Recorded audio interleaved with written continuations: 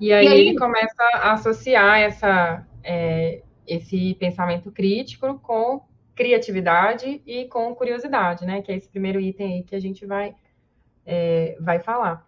Então, eu acho muito interessante quando ele traz essa frase: não haveria criatividade sem curiosidade, que nos move e que nos põe pacientemente diante do mundo, que não fizemos, acrescentando a ele algo que fazemos. Então, eu fiquei pensando muito nessa frase, assim, porque achei bem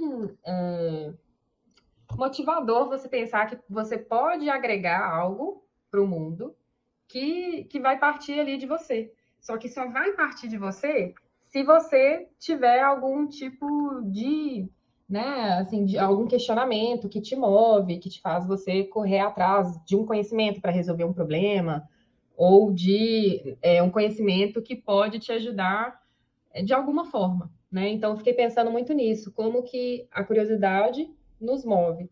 E trazer isso para a nossa sala de aula vai fazer com que a gente movimente o nosso aluno também. exatamente. E aí a gente vai pensar aqui como despertar essa curiosidade, né? Como, vou colocar aqui, ó, despertar, não, nutrir, né? Porque curioso, a gente já nasce curioso, quer saber o porquê de tudo no mundo. É verdade.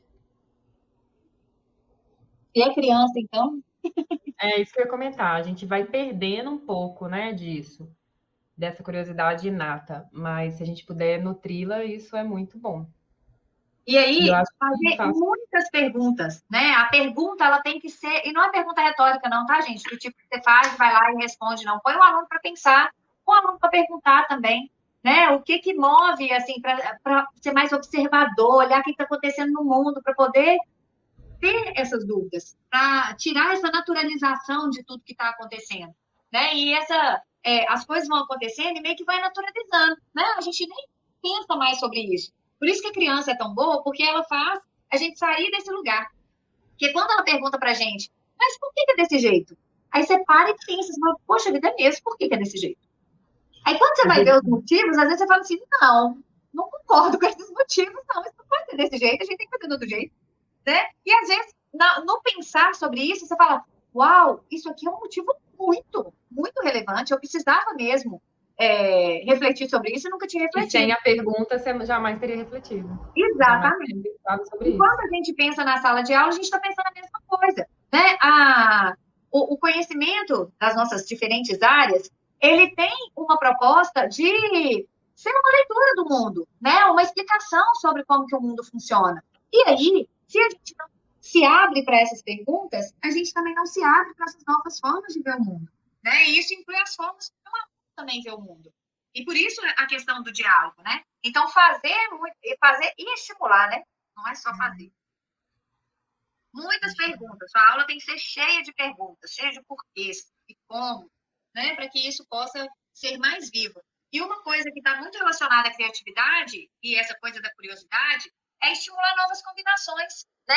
Às vezes, a solução de um problema não está nas formas como já foram desenhadas, mas sim na combinação de diferentes elementos dessas formas de resolver os problemas, né? Então, estimular essa isso me faz lembrar também, Andréia, da questão do erro. Quando eu estimulo novas combinações, tem muita chance de errar. Então, eu tenho que Sim. estar aberta a entender que o erro faz parte da aprendizagem. E se eu não trago esse erro para refletir, para poder eu pensar assim, mas por que eu errei? O que está dando errado? O que está faltando? O que pode fazer diferente? Se eu não tenho esse processo reflexivo, também não resolve, né? Verdade. Eu pensei também no erro do ponto de vista de que o estudante ele precisa entender que na sua aula não existe pergunta idiota. Para que você consiga nutrir essa curiosidade, ele tem que se sentir livre para perguntar qualquer coisa.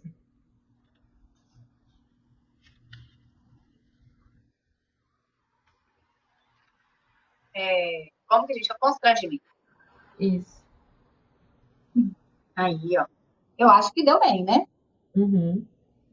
E aí, o Paulo Freire vai falar de uma coisa muito interessante aqui, que é a relação dessa curiosidade inata com outros tipos de curiosidade, né? Afinal de contas, o que é esse processo de criticizar, né, que ele está trazendo? E aí ele vai falar que não é uma ruptura, mas uma superação entre uma curiosidade que é ingênua, que é essa curiosidade nata, que a gente quer saber o porquê de tudo, e uma curiosidade que ele chama de epistemológica. O que é essa curiosidade epistemológica? É quando eu tenho uma pergunta e eu não me restringo a simplesmente achar as coisas. Eu busco fatos, eu busco evidência, eu busco que as pessoas já pesquisaram sobre isso antes. Então, eu vou juntando um conjunto de elementos, de informações que me permitem pensar melhor sobre aqueles problemas, que me permitem tomar decisões sobre o que seriam caminhos melhores para resolver aquele problema. Então, quando ele fala dessa curiosidade epistemológica, ele está falando dessa curiosidade que não se contenta com o achismo. E aí eu sempre lembro de fake news, gente. Eu não consigo desvincular pensamento crítico e combate a fake news. Eu não consigo. Por quê? Porque a fake news ela só nasce da falta de questionamento. Ela só nasce disso. Porque alguém mandou uma mensagem para você que de alguma forma te diz algo que você meio que já queria dizer e você espalha para todo mundo. Sem pensar de onde que veio, por que veio, né? Se faz sentido, se não é, se tem elemento suficiente para você acreditar naquilo mesmo. Quando fala assim, foi comprovado. Comprovado por quem? Quem fez o estudo? Qual foi a metodologia? Onde foi publicado? Né? Então, esse processo de ajudar os nossos alunos a saírem dessa curiosidade ingênua, que é esse perguntar, esse olhar curioso para o mundo, e ajudá-los nesse processo mais metódico, no sentido de vai buscar as informações, vai refletir sobre diferentes origens de informações, vai ver se aqueles dados estão dialogando com as hipóteses que foram inicialmente criadas, se não está, o que eu posso rejeitar, o que eu posso validar, né? Então, esse processo de pensar sobre as relações entre as evidências, os fatos e as teorias e as hipóteses, isso alimenta o pensamento crítico. E isso é muito importante estar no seu planejamento. E como a gente falou na live anterior, né, que a Andrea trouxe o exemplo lá das máquinas simples, você não precisa ter isso de uma forma assim, nossa, vou propor uma sequência investigativa toda estruturada. Não necessariamente.